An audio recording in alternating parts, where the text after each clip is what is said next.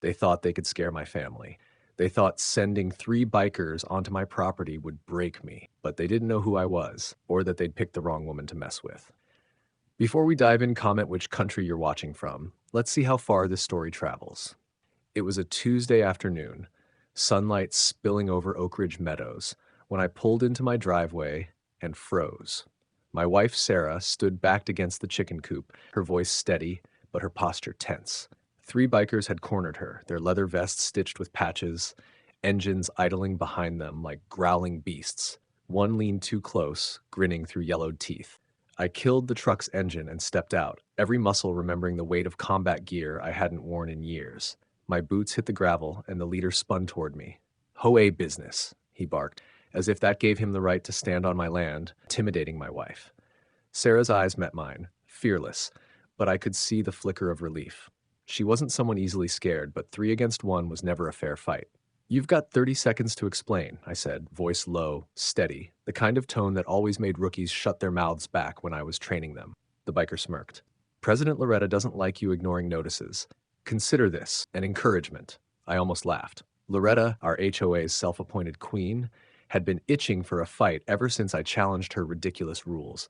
She'd fined us for a chicken coop she couldn't regulate, threatened us over firewood stacks that weren't even in her jurisdiction, and now she'd sent muscle to intimidate my wife. The mistake was thinking intimidation would work on me. 3 minutes, I told them calmly, and you'll regret not leaving now. The leader sneered, mistaking restraint for weakness. He cracked his knuckles and took a step closer to Sarah. That was his last mistake. If you're enjoying this HOA story so far, like and subscribe because the story is only going to get better. The air shifted the second that biker leaned closer to Sarah. My body moved before my brain caught up, years of training flashing back like it was yesterday.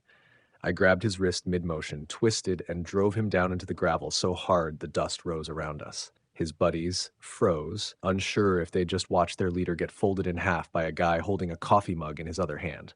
"Next," I said evenly. The second man swung wild, a baroom punch that belonged on a bad TV show. I ducked under, hooked his arm, and used his own weight to launch him straight into the chicken coop fence. The hens clucked like alarm bells, feathers flying. Sarah actually smirked at that one. The last one hesitated, engine revving on his bike like maybe intimidation would suddenly work where fists hadn't.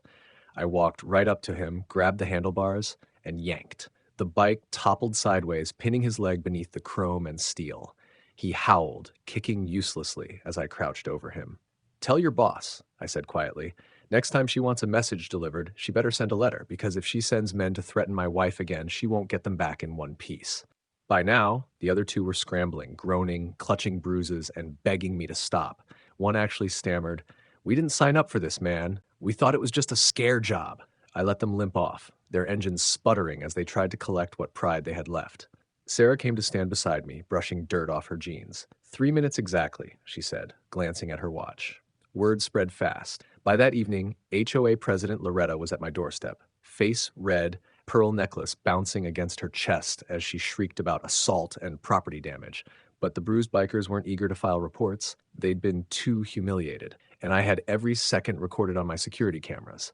I played the footage back for Loretta, watching her face pale as she realized her plan backfired spectacularly. Instead of me cowering, she now had 3 angry bikers reconsidering their contract with her and video proof tying her HOA stunt to an attempted intimidation. And I wasn't done yet. By the next HOA meeting, the rumor mill was in overdrive. People whispered about the bikers limping out of our neighborhood, about the footage I supposedly had, and about Loretta's role in all of it.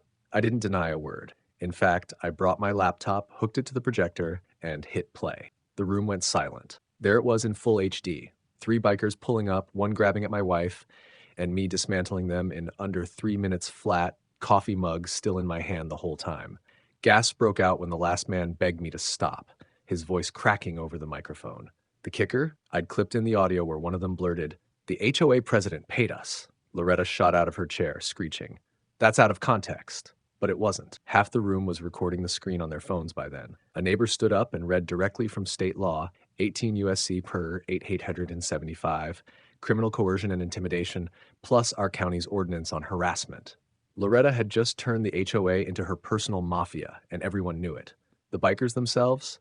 They cut a deal. Two of them showed up at the sheriff's office the next day, bruised and humbled, flipping on Loretta in exchange for lighter charges.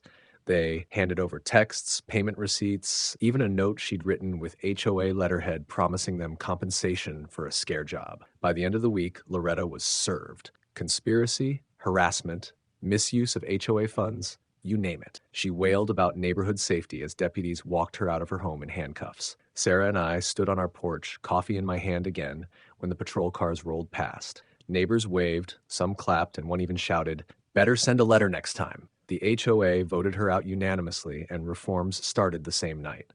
Transparency, budget oversight, and a strict ban on any enforcement that wasn't legal. But the best part?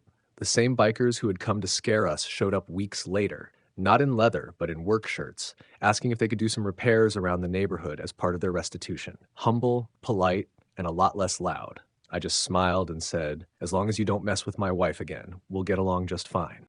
Sometimes HOA presidents think they run the neighborhood. Loretta thought she ran an army. She forgot. Some of us fight back harder than she could ever imagine.